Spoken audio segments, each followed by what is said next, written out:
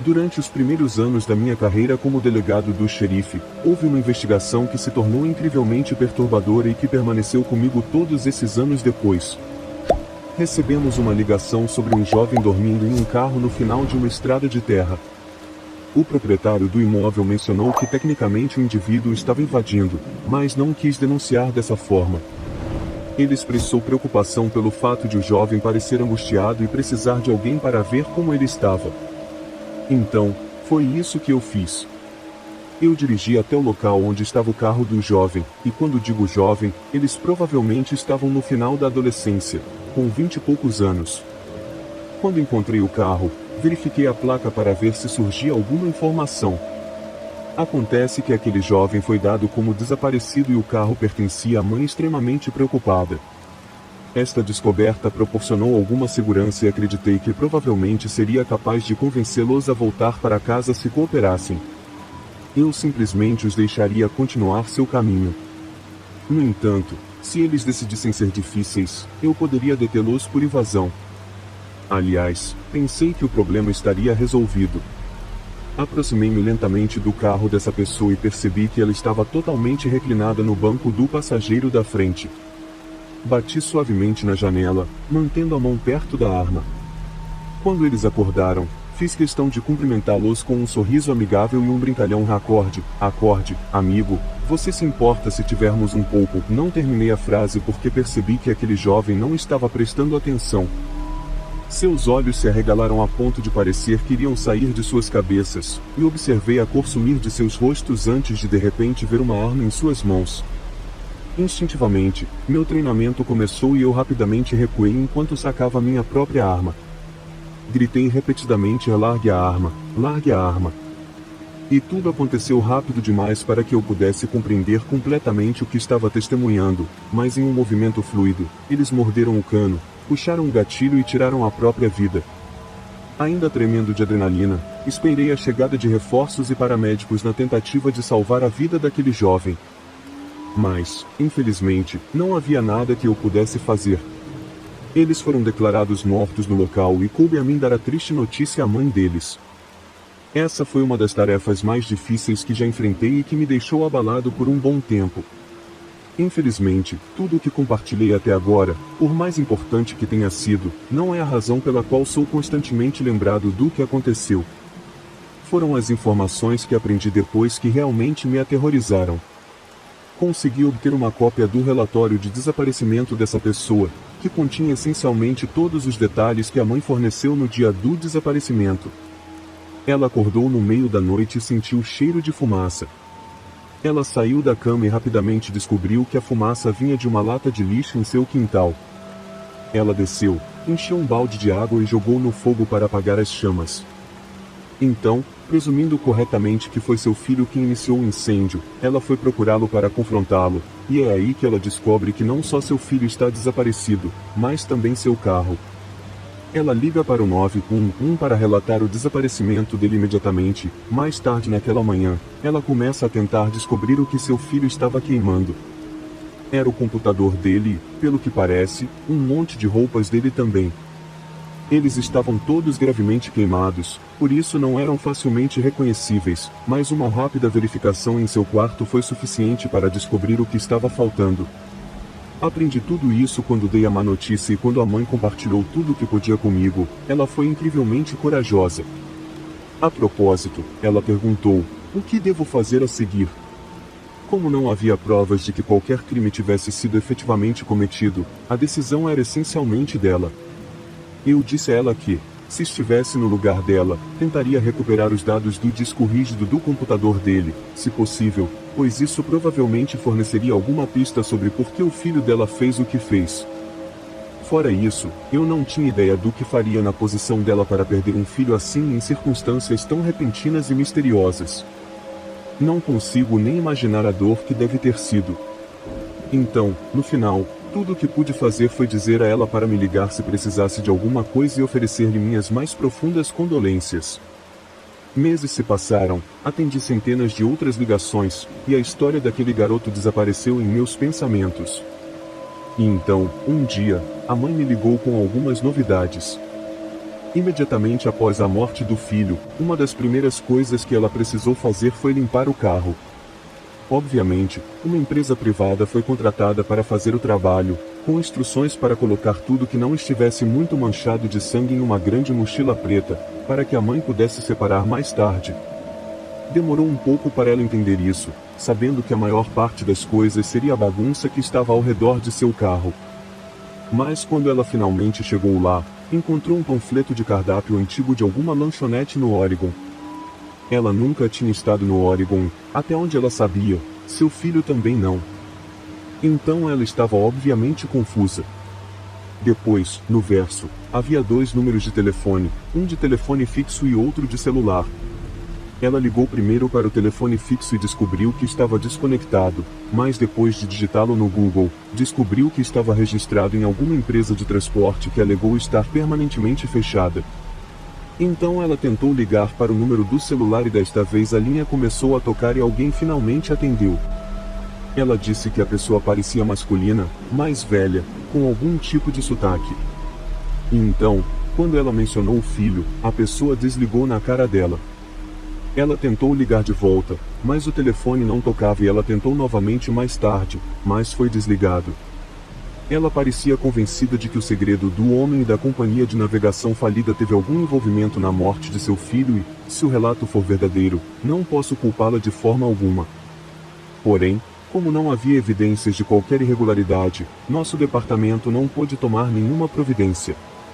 Ao contrário da nossa conversa inicial, desta vez não estava tão ansioso para sugerir um investigador particular. O que quer que ela tenha descoberto era significativo e perigoso, e ela estava claramente perdida. Eu costumava acreditar que a incerteza seria a sua ruína, mas mais tarde percebi que descobrir a verdade também poderia ser fatal para ela.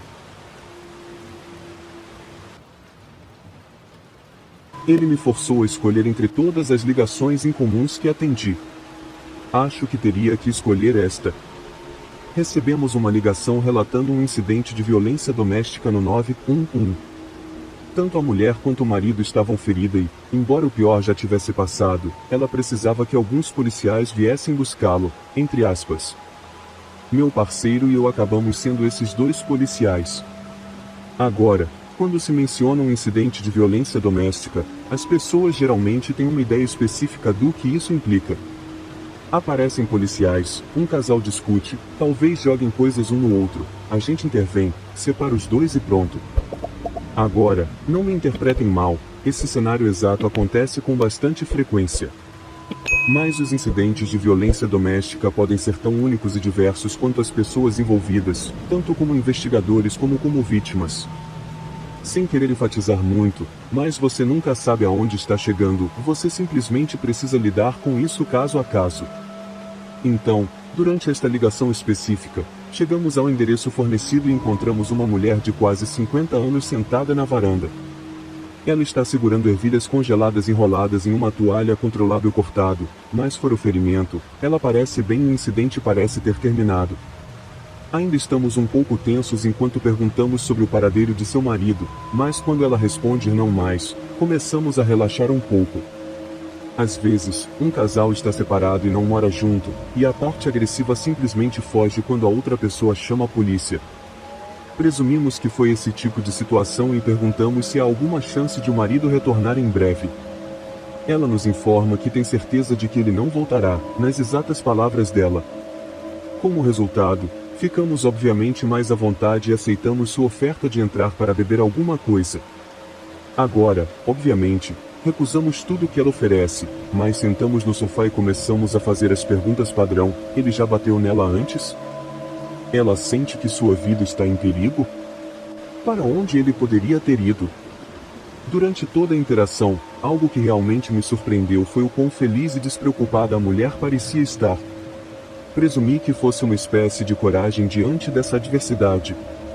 Algumas mulheres e meninas não estão em condições de responder a perguntas após um incidente violento envolvendo um namorado ou cônjuge.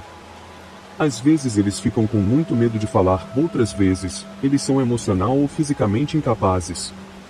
No entanto, às vezes, Quando finalmente reúnem coragem para acabar com o sofrimento, é como se um enorme fardo tivesse sido tirado de cima deles, e em vez de medo, tristeza ou arrependimento, eles experimentassem paz. Agora, mais uma vez, presumo que era com isso que estávamos lidando, e ela respondeu às nossas perguntas com calma e da melhor maneira possível. Sim, ele já havia batido nela antes. Não, ela não sentia que estava em perigo. Mas quando se tratou de onde ele poderia ter ido, a resposta dela imediatamente me pareceu estranha. Todas as suas respostas foram diretas e objetivas, e quando lhe perguntaram onde ela achava que seu marido estava agora, ela respondeu: não sei. Acho que não cabe a mim dizer. Lembro-me de como meu parceiro estava escrevendo algo quando disse isso, e como de repente ele congelou no meio da palavra para olhar para ela. Bem, poderíamos ter sido uniformes naquela época, mas não éramos ingênuos e não éramos inexperientes. Então, quando a resposta da mulher de repente se tornou evasiva e indireta, sabíamos que deveria prosseguir nessa linha de questionamento até que não restasse mais nada. Não fazer isso pode significar perder alguns detalhes investigativos cruciais. Pedimos-lhe que explicasse o que queria dizer com a sua última resposta e depois repetimos a pergunta original e pedimos-lhe que nos dissesse exatamente onde estava o seu marido. Ela apenas suspirou, tomou um gole de chá gelado e apontou para o teto. Pedimos então que ela confirmasse se o marido estava lá em cima e ela assentiu. Perguntamos se ele estava escondido e armado, ela balançou a cabeça e nos disse: ele está na banheira. Subimos, abrimos as portas do banheiro e lá estava o marido, ou pelo menos o que restava dele. Uma espingarda de cano duplo estava encostada na banheira, e o que restava da cabeça e dos ombros do marido pingava de uma das paredes.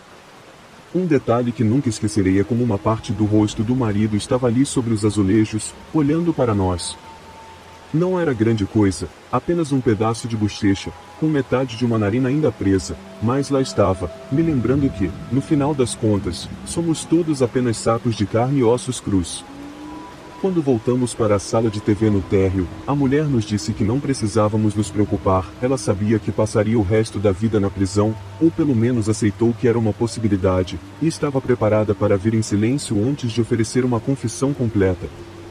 Ela perguntou se poderia terminar o resto de seu chá gelado, e quando eu disse a ela que não poderia permitir que ela fizesse isso, ela fez mesmo assim, antes de dizer: e eu juro pelos olhos do meu filho, o que você vai fazer, policial, me prenda.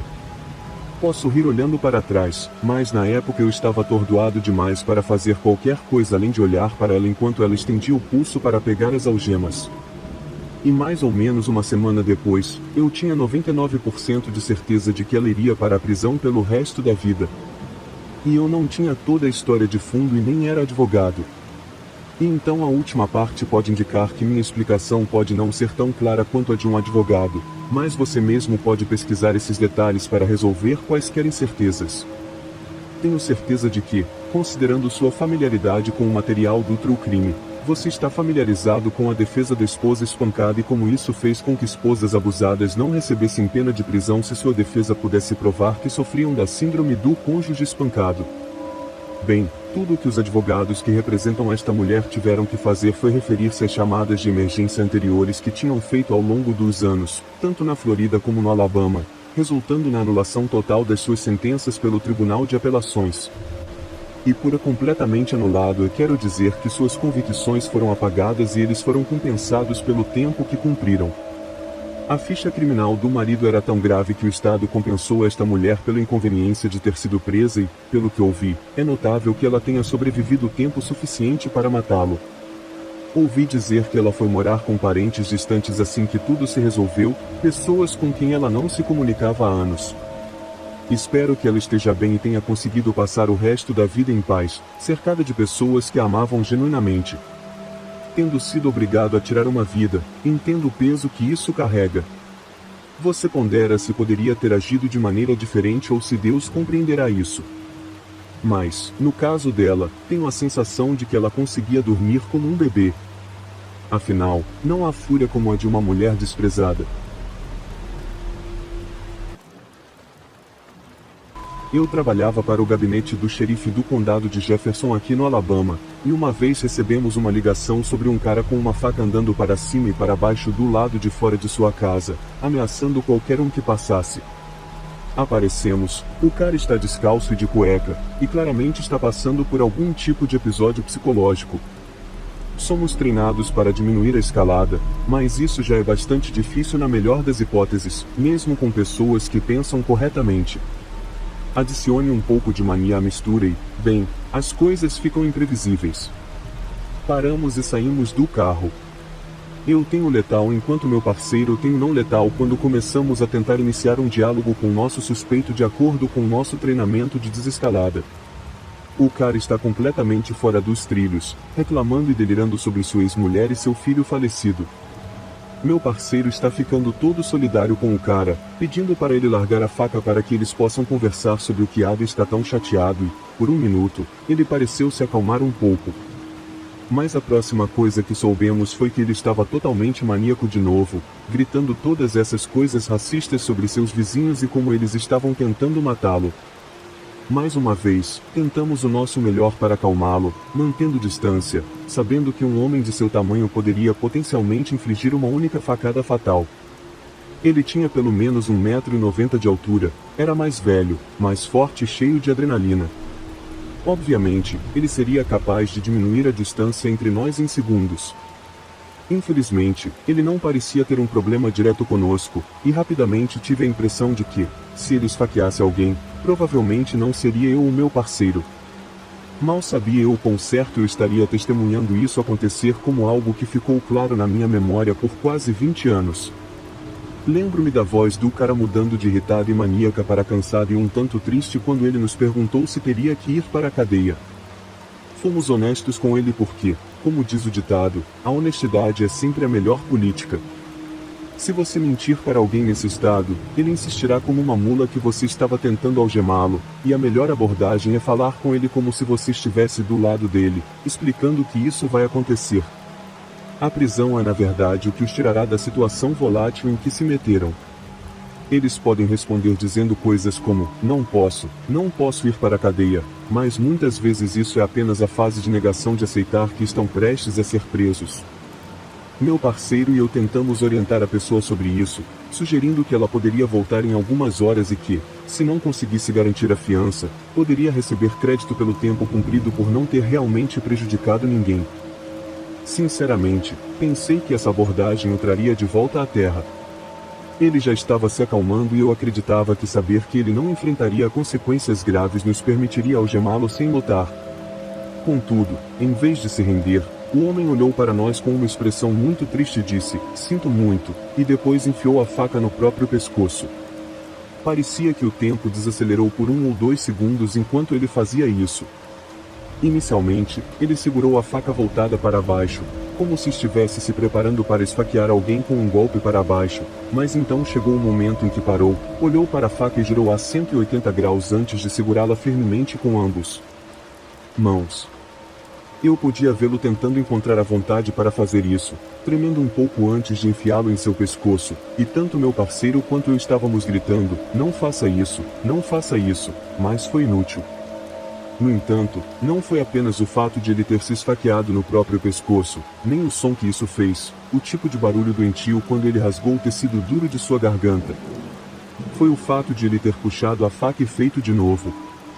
Meu parceiro reagiu antes que eu pudesse, usando sua arma de choque para incapacitar o homem antes de correr para controlar o sangramento.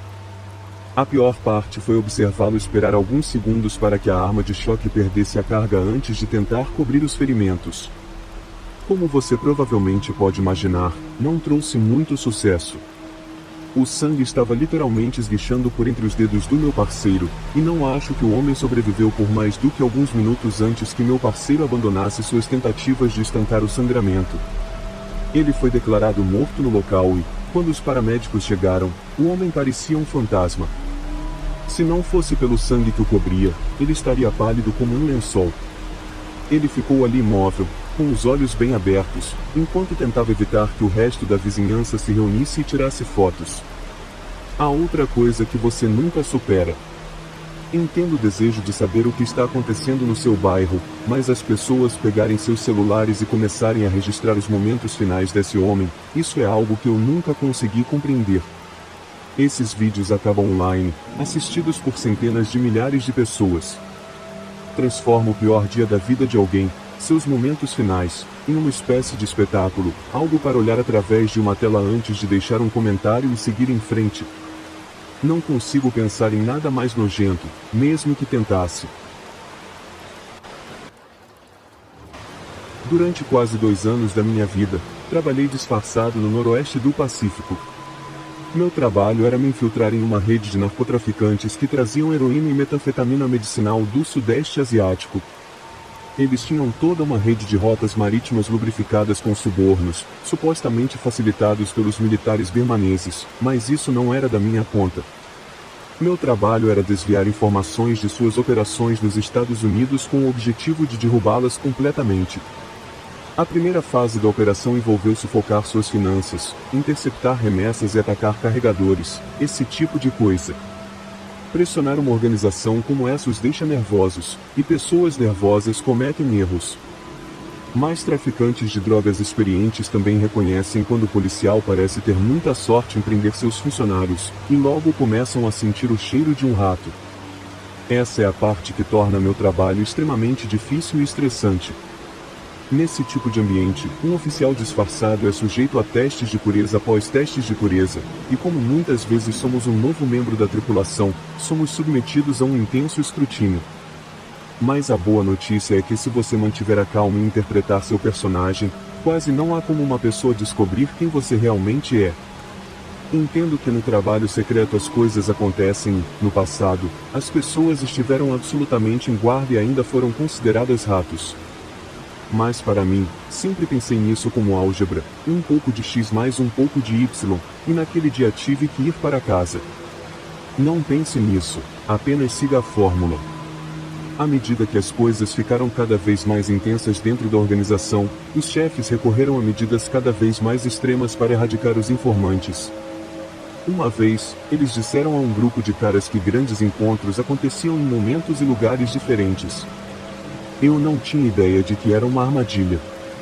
Passei a informação aos meus encarregados e eles enviaram uma pequena equipe de vigilância para vigiar o local. Por algum milagre, um dos caras acaba sendo preso por um mandado antigo, mas os patrões enfiaram na cabeça que a prisão era só para cobrir. O preso não saiu vivo da prisão do condado, e isso me tirou um pouco da pressão por um tempo. A operação esfriou um pouco para dar a impressão de que o rato havia sido encontrado, mas depois, lenta mais seguramente, o trabalho voltou a aumentar e, com ele, os riscos também. Entendo que no trabalho secreto as coisas acontecem e, no passado, as pessoas estiveram absolutamente em guarda e ainda foram consideradas ratos. Mas para mim, sempre pensei nisso como álgebra, um pouco de x mais um pouco de y, e naquele dia tive que ir para casa. Não pense nisso, apenas siga a fórmula. À medida que as coisas ficaram cada vez mais intensas dentro da organização, os chefes recorreram a medidas cada vez mais extremas para erradicar os informantes. Uma vez, eles disseram a um grupo de caras que grandes encontros aconteciam em momentos e lugares diferentes. Eu não tinha ideia de que era uma armadilha. Passei a informação aos meus encarregados e eles enviaram uma pequena equipe de vigilância para vigiar o local. Por algum milagre, um dos caras acaba sendo preso por um mandado antigo, mas os patrões enfiaram na cabeça que a prisão era só para cobrir. O preso não saiu vivo da prisão do condado, e isso me tirou um pouco da pressão por um tempo. A operação esfriou um pouco para dar a impressão de que o rato havia sido encontrado, mas depois, lenta mais seguramente, o trabalho voltou a aumentar e, com ele, os riscos também. O principal executor da tripulação em que eu me infiltrei era um cara que se chamava Hippie, e todos tinham pavor de Hippie. Ele era assustador o suficiente na melhor das hipóteses. Geralmente era ele quem era encarregado de resolver pontas soltas e fazer os problemas desaparecerem. Mas desde que recebeu a tarefa de farejar o rato, ele e os chefes ficaram incrivelmente paranoicos. Todo tipo de gente começou a aparecer morta em vários lugares. Alguns indivíduos foram levados para um trailer no meio do nada para o que Hippie chamou de verificação de antecedentes. Eles desapareciam por alguns dias e depois reapareciam com olhos vazios, exibindo hematomas ou bandagens. Hippie e sua equipe torturariam essencialmente as pessoas se elas estivessem insatisfeitas com as respostas às suas perguntas, na esperança de descobrir o rato dessa forma. Eu estava com medo de ser escolhido, então tentei manter meu melhor comportamento. Porém, no final, fui escolhido por ser novo e fui levado ao trailer para conhecer Hippie. A área de TV e de jantar do trailer parecia comum como sempre, mas quando fui levado para outra sala, percebi que ela havia passado por uma transformação drástica. O que costumava ser um quarto tornou-se uma câmara de tortura totalmente equipada, e eu fui a próxima vítima. O único pensamento reconfortante que tive foi que, se conseguisse suportar isso, poderia precisar de tratamento hospitalar, mas não seria morto. Sobreviver a esta última rodada de testes de pureza me beneficiaria muito dentro da organização. Antes de qualquer pergunta ser feita, fui orientado a sentar na cadeira posicionada no centro da sala. Quando obedeci, um dos homens de Hippie tirou minha camisa, amarrou meus pulsos e tornozelos e derramou uma garrafa de água em minha cabeça. Inicialmente, eu não tinha ideia do que estava acontecendo, mas quando pisquei para tirar a água dos olhos e vi o taser na mão de Hippie, percebi suas intenções. A parte mais doentia foi que eles me acertaram algumas vezes com o taser, a água amplificando os choques, só para testar minha resiliência. O interrogatório nem tinha começado e eles estavam me torturando para se divertirem. Refletindo sobre isso agora, acredito que o objetivo deles era me fazer acreditar que o que estava por vir seria muito pior do que o aquecimento a que me submeteram. Fiquei esperando que eles começassem a fazer perguntas, mas eles não o fizeram. Em vez disso, Hippie se aproximou de mim, tirou uma fotografia do bolso da jaqueta e me mostrou.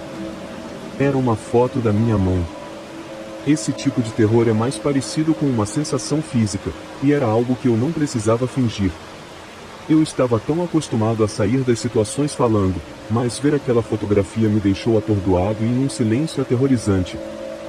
Hippie me informou que eles tinham a capacidade de localizar qualquer pessoa. Se eu admitisse ser o rato, eles me prometeram uma morte rápida, garantindo a segurança da minha mãe. No entanto, se eu continuasse a mentir, eles me mostrariam um vídeo de sua tortura e assassinato antes de me submeterem ao mesmo destino. O que mais eu poderia fazer se lhes contasse a verdade? Eu sabia que eles iriam matá-la também. Foi tudo apenas um truque para me fazer confessar que inferno, eles provavelmente já sabiam que era eu, por isso eles se deram ao trabalho de rastrear minha família. Tive que continuar mentindo, tive que seguir minha fórmula. Então eu fiz. Eu menti mais um pouco. Tentei atrapalhar totalmente a conversa alegando que não falava com ela há anos e que pagaria para ele me dizer onde ela estava. Coloquei tudo o que tinha naquele pequeno discurso, acrescentando um pouco sobre não ser um maldito rato, mas concentrando-me principalmente em derramar toda a minha emoção crua em minha história completamente improvisada sobre problemas com a mãe. E funcionou.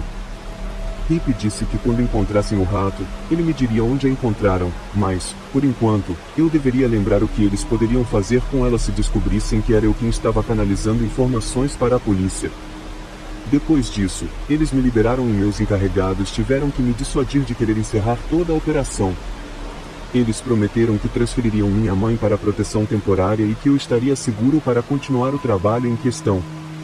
Eu não fiz mais nada até que falei com ela e a fiz reclamar no telefone comigo sobre o motel de merda em que meus treinadores a fizeram ficar. E isso foi cerca de um ano após o início da operação, e então, 6 meses depois, estava tudo acabado. Mas naquela época, eu tinha pesadelos assistindo ao vídeo de rapé da minha própria mãe quase todas as noites.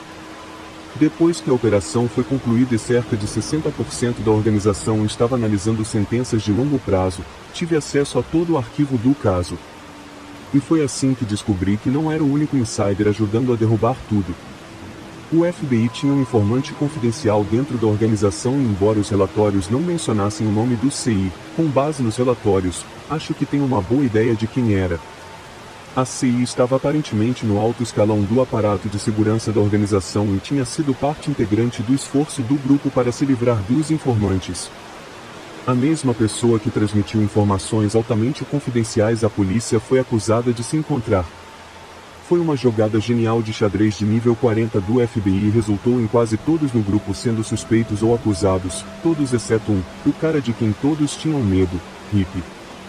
Acho que o FBI teve acesso ao meu arquivo e conseguiu uma foto da minha mãe, depois a deu ao Hippie para aumentar sua autenticidade e também minha credibilidade. Eles sabiam que eu colocaria minha mãe em segurança e que o informante deles não cumpriria suas ameaças se quisesse evitar uma cela de prisão. Falando nisso, dos poucos caras que conseguiram escapar das prisões em massa que marcaram a conclusão das operações, adivinhe quem estava entre eles? Isso mesmo, Rip. Eu sabia que era inútil acusá-los de qualquer má conduta, eles simplesmente negariam que Rip era seu CI e negariam ter fornecido quaisquer fotos ao homem lá dentro. A cooperação entre agências já é ruim o suficiente na melhor das hipóteses, muito menos quando você está lançando acusações bastante sérias. No final, eu tinha duas opções: acusar o FBI e potencialmente arruinar minha carreira ou calar a boca, absorver a glória e continuar avançando em minha carreira até o ponto em que ninguém pudesse fazer esse tipo de merda contra mim novamente. Agora eu trabalho com crimes financeiros em Tacoma e também tive minha própria força-tarefa por um tempo, ambos empregos confortáveis que ganhei colocando minha bunda em risco repetidas vezes por caras que me viam como pouco mais que um peão em um grande jogo de xadrez. Você entra no policiamento com a ideia de que vai fazer a diferença, mas com o tempo suficiente, você percebe que é apenas um figurante em um filme que continua indefinidamente até que não haja mais ninguém para assisti-lo. Nascido em 26 de março de 1946, Jared John Schaffer teve uma infância nômade que levou sua família ao Tennessee, Geórgia e, eventualmente, à Flórida. As frequentes mudanças levaram ao que alguns chamaram de uma educação conturbada e turbulenta, que foi agravada pelo abuso e alcoolismo de seu pai. Para escapar do mau humor de seu pai, Jared passou muitas horas explorando os bosques e parques ao redor da casa de sua infância. Como resultado, ele desenvolveu um grande interesse pelo mundo natural, caçando esquilos com uma velha arma Red Ryder bebê e aprendendo a pescar em um riacho próximo. Ao contrário de outros meninos da sua idade, ele preferia fazer essas atividades sozinho. Os colegas de classe se lembravam de Jared como um solitário que sonhava em se tornar guarda florestal de um parque nacional um dia. Seus interesses ao ar livre continuaram na adolescência, mas durante esse período, Jared também desenvolveu alguns interesses significativamente menos saudáveis. Enquanto voltava de uma de suas viagens de pesca solo, Jared virou em uma trilha que passava por trás de uma fileira de casas do bairro. Era uma noite de verão e, embora o sol ainda não tivesse se posto, os moradores locais preparavam-se para dormir. Jared começou a espiar pelas janelas do quarto. Uma infeliz mulher, sem saber, deu um grande show a Jared e, a partir de então, esgueirar-se do lado de fora das casas ocupadas por mulheres tornou-se uma de suas atividades noturnas favoritas. Em uma ocasião, acredita-se que Jared tenha roubado a roupa íntima de uma mulher que estava pendurada para secar em seu quintal. Ele fez isso como uma espécie de lembrança, mas quando chegou em casa com eles, sentiu uma profunda compulsão de usá-los. Era uma sensação diferente de tudo que ele já conhecera. Ele não apenas roubou um de seus pertences mais íntimos, mas usá-los parecia que também havia roubado um pedaço dela. Ao longo de seus anos de ensino médio, vários colegas de Jared começaram a considerá-lo com superstições odiosas. Barbara Krolik, uma garota de sua turma, lembrou mais tarde que não conseguia se lembrar de Jared ter amigos e que se sentia compelida a enfiar a saia entre as pernas sempre que compartilhava uma aula com ele. Ele praticamente ficava de cabeça para baixo para olhar a saia de uma garota, disse ela. Parece que Jared já estava à beira da depravação criminosa, mas o desprezo com que foi tratado empurrou-o ainda mais para dentro de sua metade mais sombria. Ele começou a desenvolver fantasias complexas envolvendo escravidão e sadomasoquismo. Certa vez, houve um relato dele se amarrando a uma árvore em um local remoto enquanto usava roupas femininas. No entanto, surpreendentemente, durante esse período, Jared conseguiu de alguma forma manter a fachada de um atleta quieto, mas promissor. Ele foi membro do time de futebol americano durante o segundo e terceiro anos do ensino médio e desenvolveu uma reputação como uma espécie de garoto maravilha do golfe nos campos de Florida Keys. Para aqueles que o conheciam superficialmente, Jared era talentoso, mas quieto. Como todos sabíamos, é com os quietos que você realmente precisa se preocupar. Martha Fogg foi uma das poucas pessoas que realmente teve uma noção de quem Jared realmente era.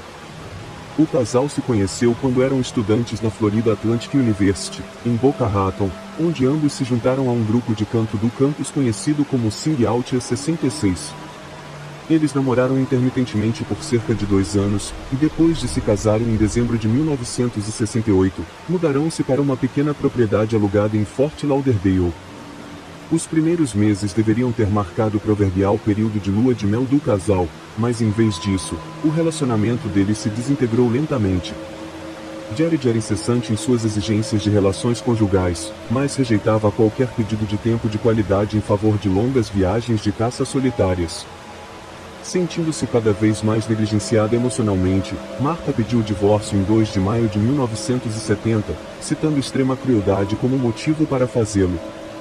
Embora não pareça haver qualquer acusação formal de abuso físico, não seria totalmente ultrajante presumir que isso estava acontecendo. Na época do divórcio, Jared tentava estabelecer uma carreira como professor, mas parecia ser um papel para o qual ele era totalmente inadequado. Ele foi demitido de seu primeiro emprego por se recusar a aceitar conselhos de seus superiores, bem como por impor continuamente suas próprias opiniões políticas aos alunos. Isso gerou inúmeras reclamações de pais preocupados, e pouco depois, Jared foi demitido pela segunda vez. 4 meses depois, seu desempenho foi considerado ruim, na melhor das hipóteses, e péssimo, na pior, com colegas de trabalho notando uma arrogância desagradável, apesar de um conhecimento muito limitado do assunto. Menos de 2 meses depois, ele foi demitido pela segunda vez, e antes que pudesse encontrar outro cargo de professor, sua esposa o acertou com os papéis do divórcio. O golpe duplo do divórcio e o desemprego repentino deixaram Jared se sentindo perdido. Passou um período considerável de tempo em digressão pela Europa e Norte de África e, embora não esteja claro o que fez durante esse tempo, regressou com uma visão singular. Em 1º de setembro de 1970, Jared se candidatou a uma vaga no Departamento de Polícia de Wilton Manors, no Condado de Broward, na Flórida. Ele mentiu por omissão em seu requerimento, deixando de mencionar que havia sido demitido não uma, mas 2 vezes de cargos no serviço público.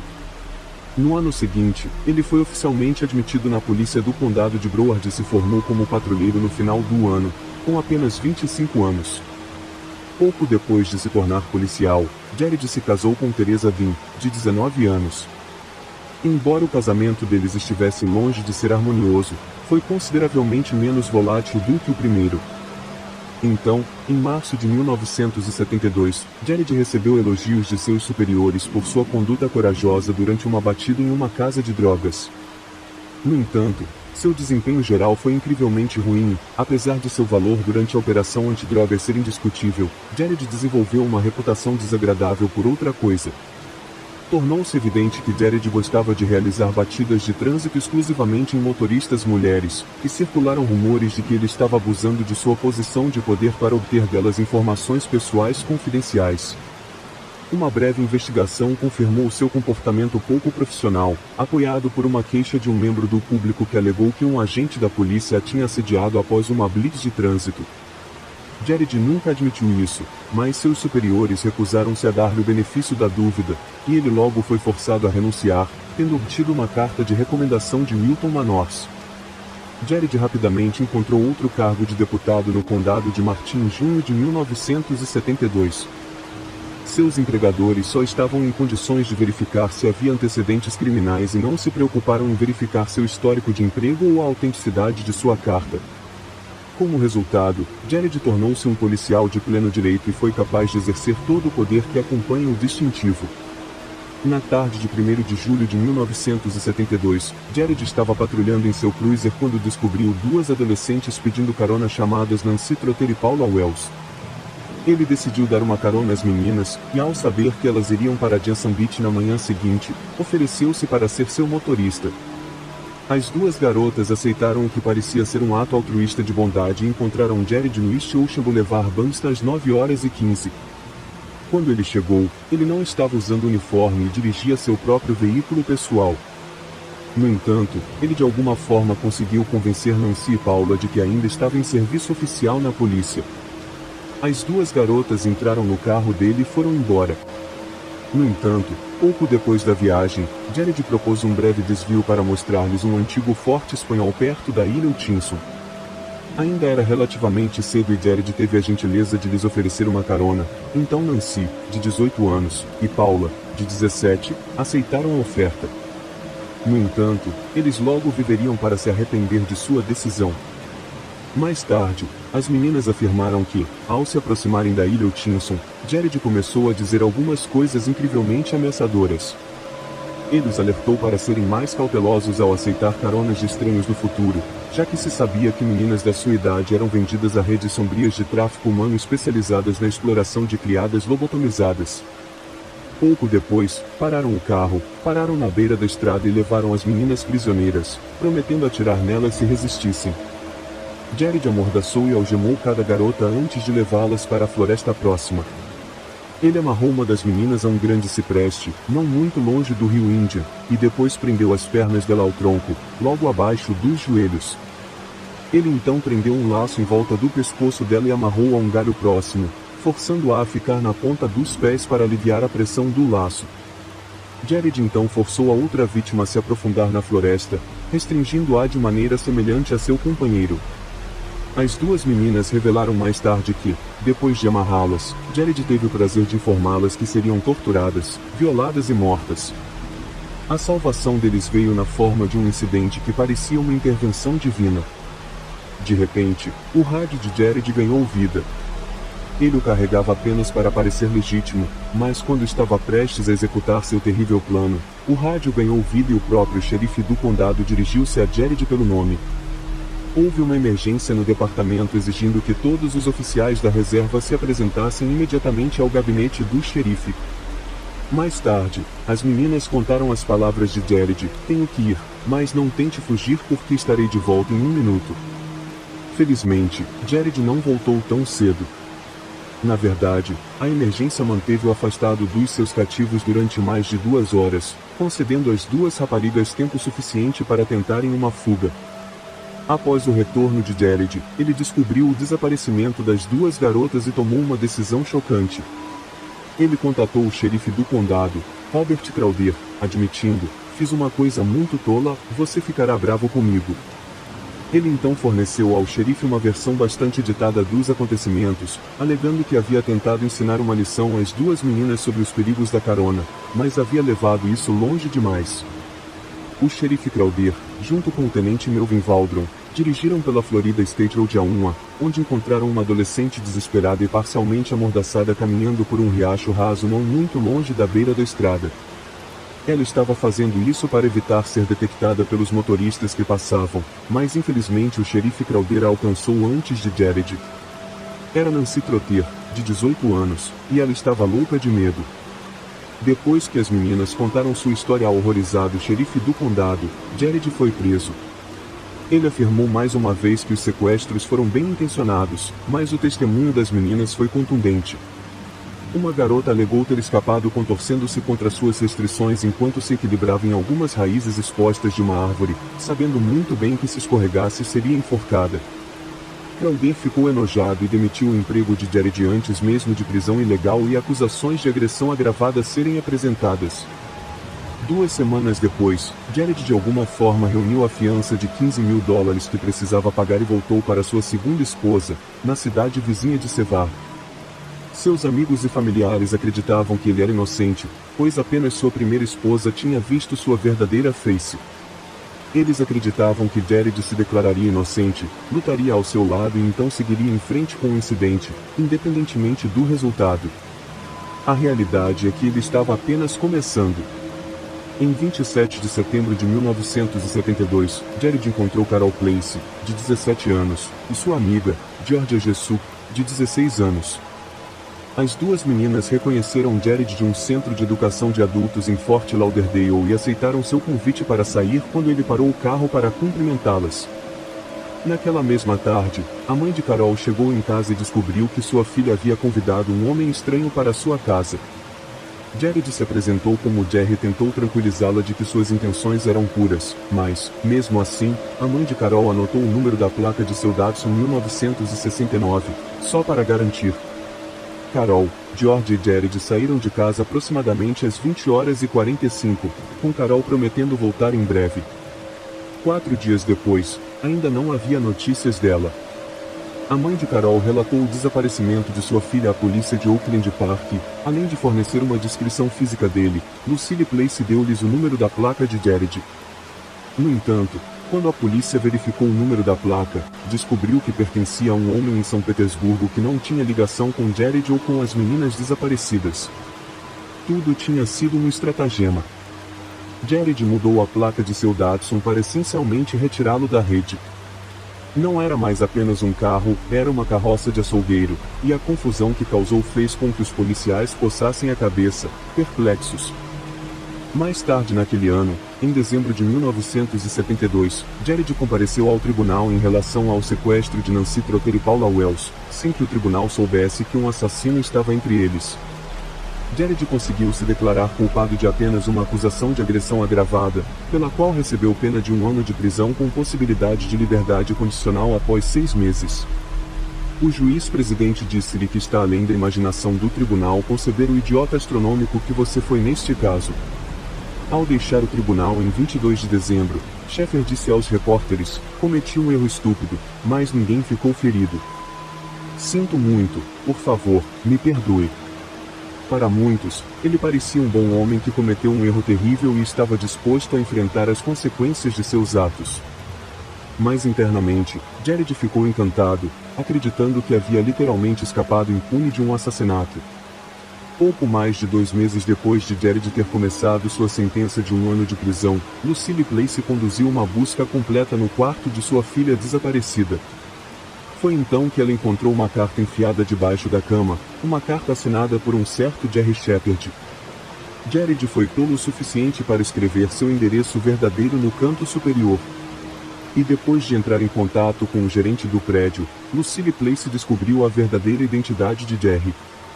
O homem que lhe tinha assegurado as suas boas intenções tinha sido enviado para a prisão por rapto e tentativa de homicídio.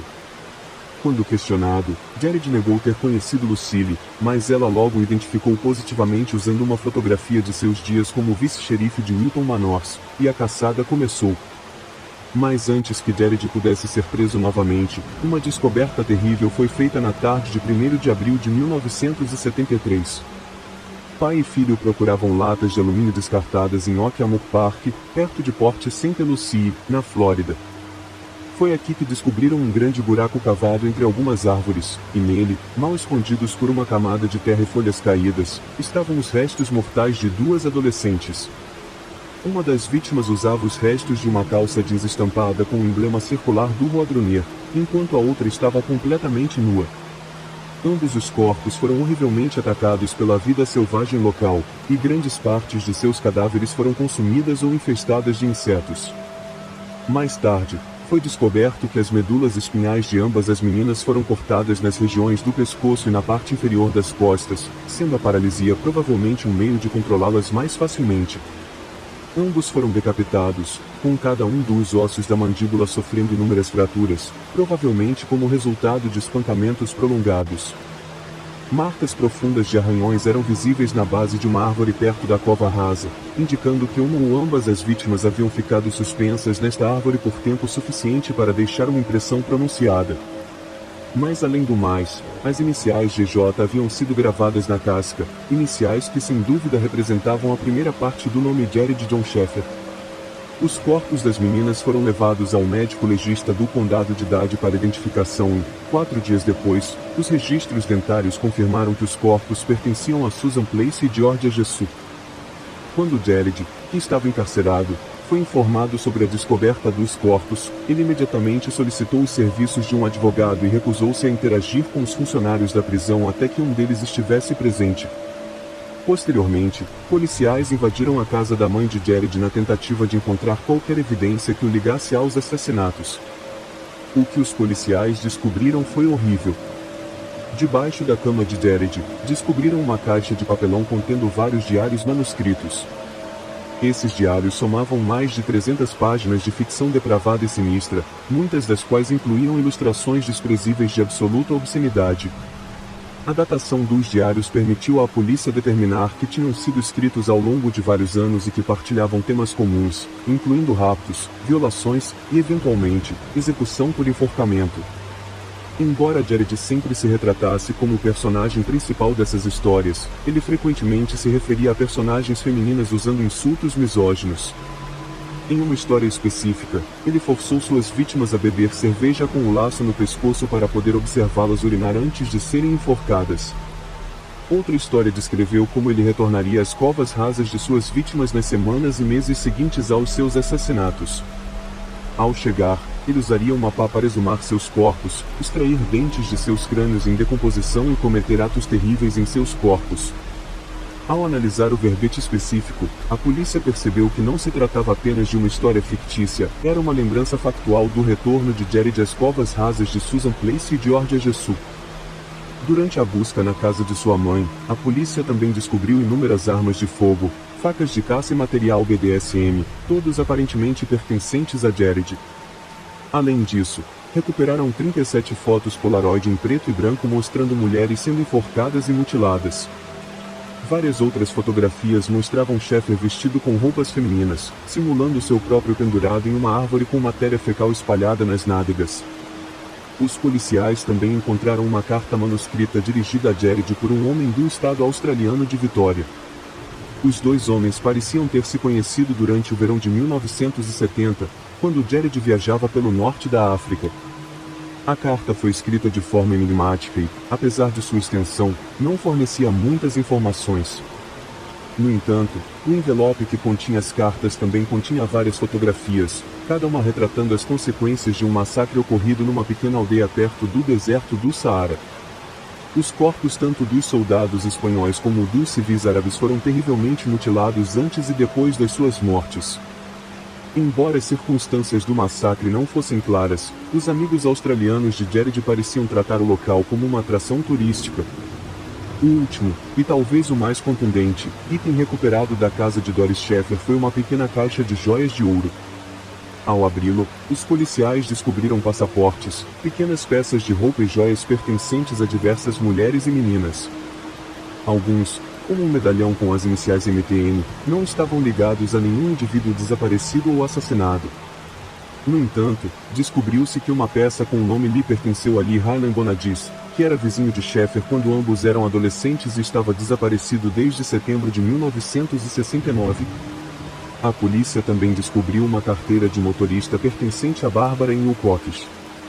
E um passaporte pertencente a Colette Marie Goldenouve, ambas desaparecidas em janeiro de 1973.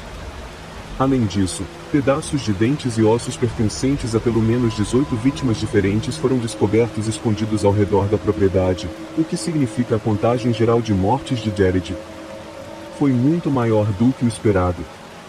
Em 18 de maio de 1973, Jared Sheffer foi formalmente acusado de homicídio em primeiro grau e transferido para o Hospital Estadual da Flórida.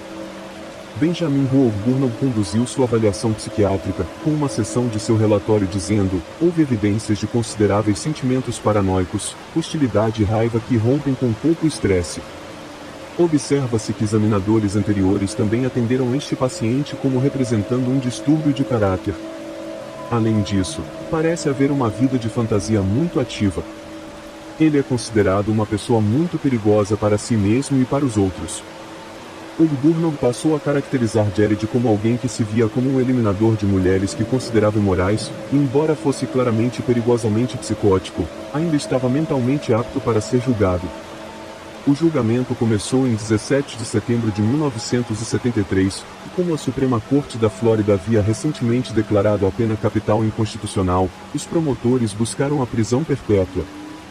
Incrivelmente, apesar da enorme quantidade de provas contra ele, Jared se declarou inocente de todas as acusações e parecia encarar os procedimentos judiciais com um desdém arrogante. No primeiro dia do julgamento, os pais de Susan Place também tomaram posição para identificar formalmente Jared como o homem com quem tinham visto a filha antes de seu desaparecimento. Outra testemunha testemunhou que a falta de erosão da sepultura indicava que a sepultura tinha sido escavada pelo menos 2 vezes, confirmando que Jared tinha de facto regressado para profanar ainda mais os corpos sem vida das suas vítimas. Nancy Trotter e Paula Wells também prestaram depoimento para contar a história de seu quase acidente com Jared. Seu testemunho foi seguido por uma reconstituição em vídeo de sua provação. Surpreendentemente, a filmagem foi cooptada por Jared e sua equipe de defesa para ilustrar como ele não causou nenhum dano às meninas. Também foram apresentadas como evidência as raízes reais das árvores sobre as quais Susan Place e Georgia Jessup foram forçadas a se equilibrar, enquanto um microanalista testemunhou que as fibras das roupas descobertas no local correspondiam exatamente a um dos itens de propriedade de Susan Place. Na conclusão do julgamento, o júri levou 5 horas para declarar Jared culpado de 2 acusações de homicídio em primeiro grau. Quando questionado se tinha algo a dizer antes da sentença, Jared insistiu que era inocente dos crimes. Ele então solicitou ser enviado para um hospital psiquiátrico em vez de uma penitenciária real. Lucille Place, a mãe de Susan, já havia apoiado a pena de morte para o assassino de sua filha, mas mudou de ideia ao saber que isso estava fora de questão. No início, pensei que gostaria de vê-lo morto, disse ela aos jornalistas, mas acho que as pessoas sofrem mais com o confinamento. A morte é a saída mais fácil. Nos anos que se seguiram à sua prisão perpétua, Jared afirmou publicamente que tinha sido incriminado pelo que chamou de promotores excessivamente zelosos. Ele também frequentemente descrevia as suas vítimas como usuárias promíscuas de heroína e culpava os pais pelas mortes, como uma espécie de insulto final às pessoas cujos filhos ele havia roubado. Considerando a arrogância ultrajante de Jared, não é surpreendente que ele tenha sido encontrado morto a facadas no chão de sua cela na manhã de 3 de dezembro de 1995. Ele havia sido esfaqueado mais de 40 vezes no rosto, cabeça, pescoço e corpo, com sua garganta também foi cortada, seu olho direito destruído e várias costelas fraturadas. Disse que um colega presidiário de 32 anos chamado Vincent Rivera matou Jared após uma discussão por causa de um copo de água quente, mas na verdade, Jared provavelmente foi o alvo por ser um ex-policial, bem como rumores que ele era um informante da prisão. Ao saber de sua morte, a mãe de Georgia Jessup declarou que se tratava de um caso de justiça muito esperada. Sempre acreditei que ele conseguiria isso, disse ela. Eu só queria que tivesse acontecido mais cedo ou mais tarde. Ele finalmente recebeu uma sentença de morte que merecia, mas que não pôde ser dada. Após o assassinato de Jared, seu ex-xerife, Robert Crowder, que ajudou a libertar seus 2 prisioneiros fugitivos, divulgou um comunicado à mídia. As vítimas não são as únicas afetadas por este caso, disse ele. As famílias das vítimas, bem como os homens da aplicação da lei que trabalham nestes casos, nenhuma destas pessoas voltará a ser a mesma.